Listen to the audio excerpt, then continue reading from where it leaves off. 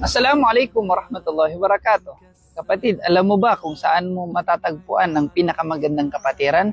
Dito lang sa Islam, sa mga Muslim lamang. Sabi ni Propeta Muhammad sallallahu alaihi wasallam, "Al-mu'min lil-mu'min kal-bunyan yashuddu ba'dahu ba'dha." Ang mu'min sa kanyang kapwa mu'min ay parang isang gusali. Pinagtitibay nito ang bawat bahagi. At sabi pa ng Rasul sallallahu alaihi wasallam, "Mathalul muslimina fi tawaddihim wa tarahumihim wa ta'atufihim kamathalil jasadil wahid. Idza ishtaka minhu ud'un tada'a lahu sa'irul jasadi bisahari wal humma."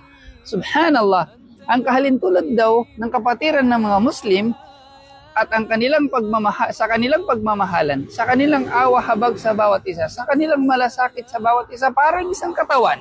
Parang isang katawan na kapag nakaramdam ng sakit ang isang bahagi, ang buong katawan ay nakakaramdam ng pagpupuyat, hindi pagkatulog o lagnat. Subhanallah, kapatid sa pananampalatayang Islam. Yan ay kapatiran na mula sa Allah subhanahu wa ta'ala. Sabi ng Allah subhanahu wa ta'ala, "Innamal mu'minuna ikhwa." Tunay na ang magkakapatid ay yaong mga mananampalataya. "Fa-aslihu bayna akhawaykum." Na kung kaya kapag meron tayong alitan, hindi pagkakasundo, ayusin natin ang kapatiran natin. Mananaig ang kapatiran natin sa sarili natin, sa pamilya natin, sa tribo natin, sa nakasanayan natin. Subhanallah, barakallahu fiik.